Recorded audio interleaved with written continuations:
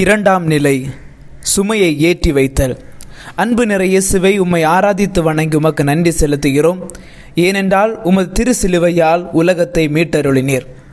சுமை சுமந்து சோர்ந்திருப்போரே, என்னிடம் வாருங்கள், உங்களுக்கு நான் இளைப்பாறுதல் தருகின்றேன் என்று கூறியவர் தோளின் மீது பாரமான சிலுவையை சுமையாக ஏற்றி வைக்கின்றோம். குறிப்பாக சுமையை இறக்கி வைத்துதான் பார்ப்போம். யாரையுமே பாரமான சுமையை தூக்கி கொண்டு போக விட மாட்டோம்.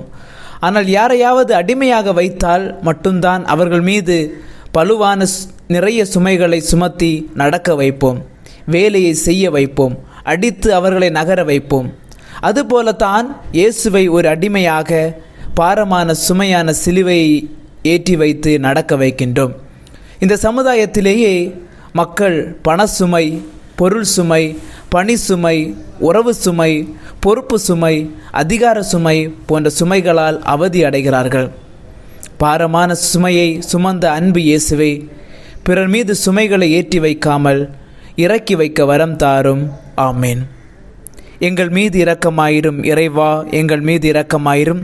மரித்த இறைமக்களின் ஆன்மாக்கள் உமது இரக்கத்தால் முடிவில்லா அமைதியில் இளைப்பாறுதல் அடைவதாக. ஆமேன்.